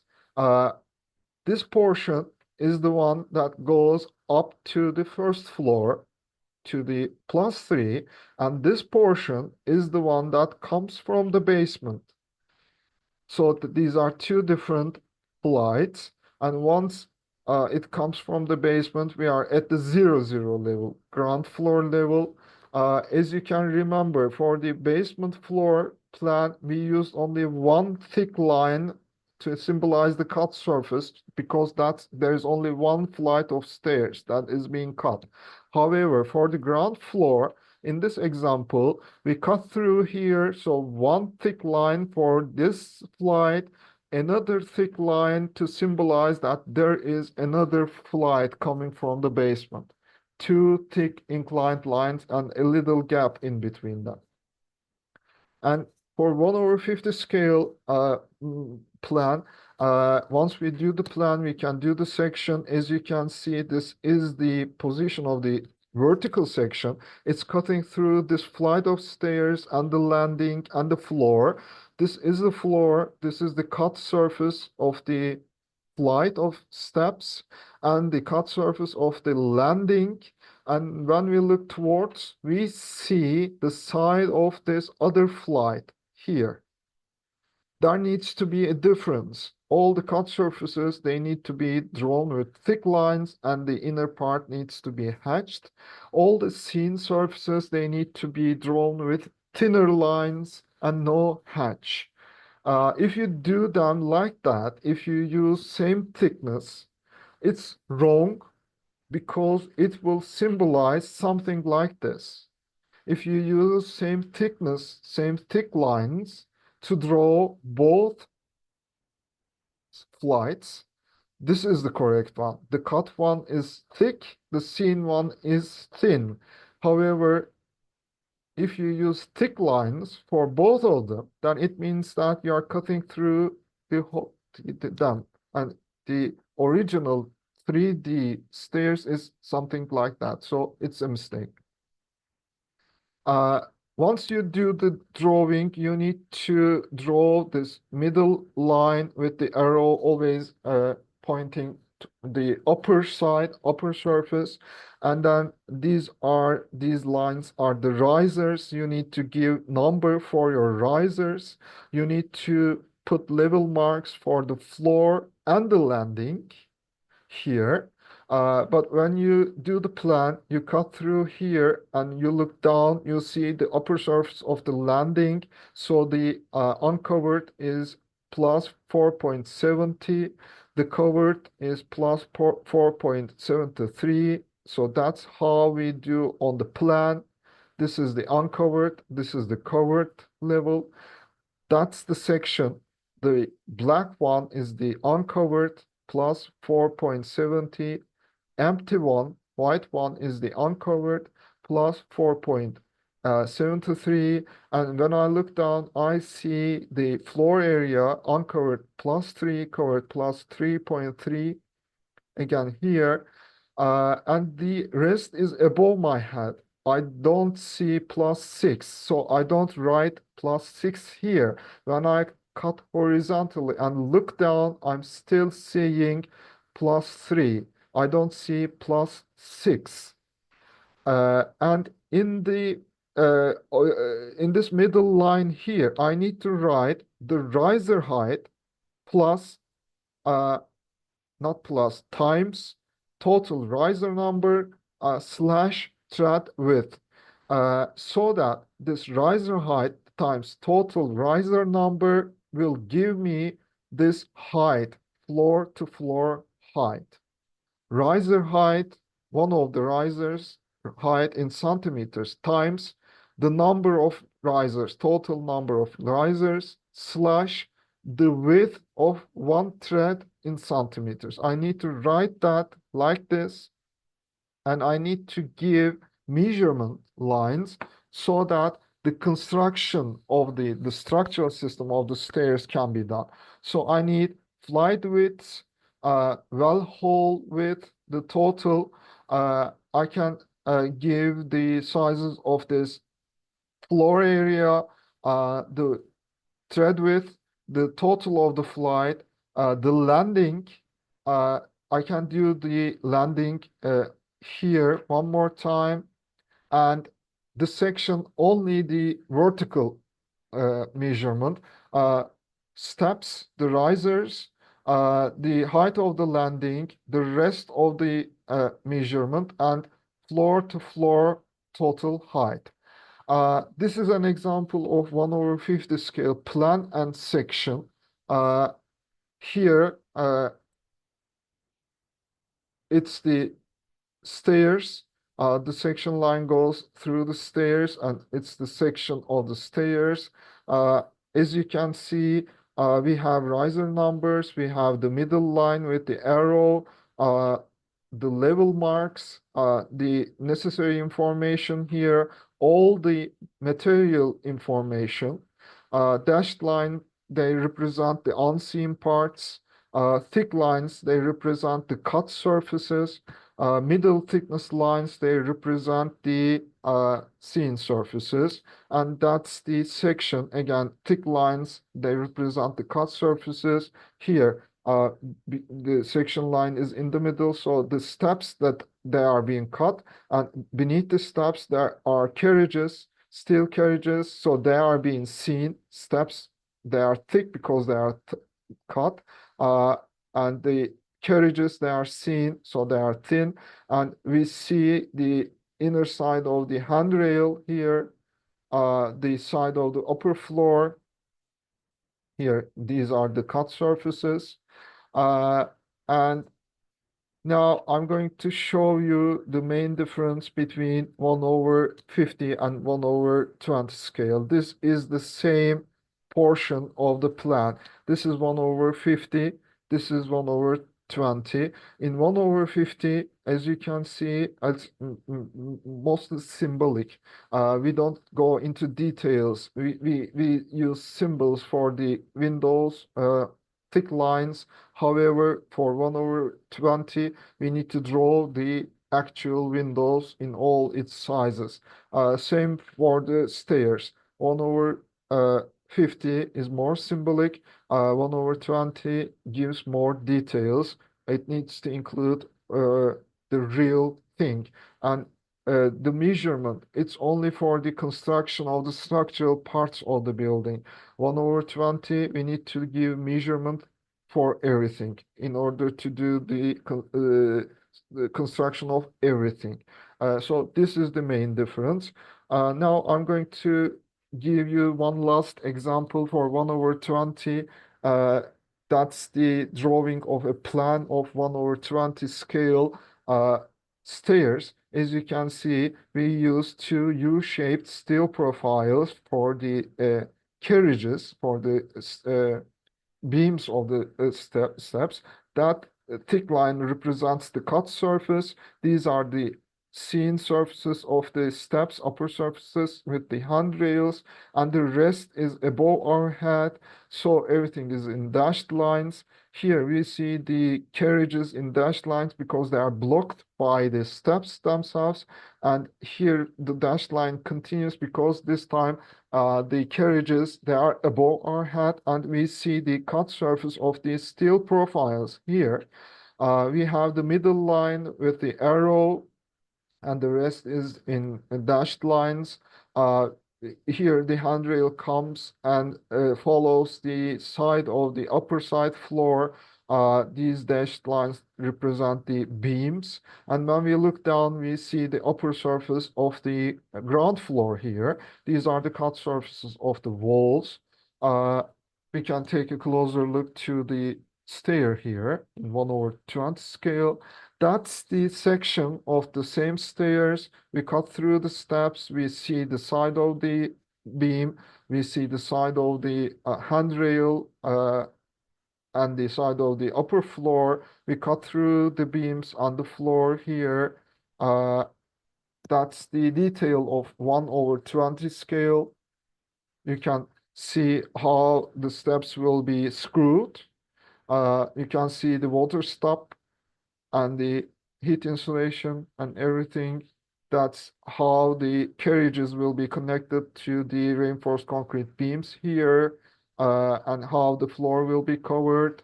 That's the other section. As you can see here, we cut through the beams, C-profile steel beams. This is the cut step, and these are the seen steps, and these are the steps that are behind us, so they are dashed. These are the cut surface of the handrails, cut surface of the first floor, and these are the seen surfaces of the handrails and guardrails with the uh, seen surface of the carriages here. Once we do the drawing, we need to give all the necessary information, all the required measurements like that. Uh, and we need to write each detail of the materials. We need to do the same for the sections. First, vertical measurements, all the vertical measurements here, not just the structural system, but everything uh, like that. And once we do the measurements, we need to do the levels, the uncovered levels, the covered levels, and then we give information about the building materials. Uh, we need to write each material in detail. Once we finish 1/20, we can do the detail. So first we create this frame of the detail. This is the borders of the detail, and this is the detail in 1/5 scale. So you can compare it in 1/20 scale. You can give certain information about the sizes, the measurement, and the materials, but in 1/5 scale, you can give much more information, including these angles, because the builders first they are going to cut these pieces out of steel sheets or timber trunks, tree trunks, in these sizes, and then they are going to place them like that. So this is basically it is sort of instruction for the workers. So you need to do that correctly. So that's the end of my presentation. Uh, Thank you for listening. Hopefully, for next week, we are going to do the ramps and elevators, and that will be the last subject for this semester. And next semester, we are going to continue with the roof and the walls. Okay, thank you for watching and see you.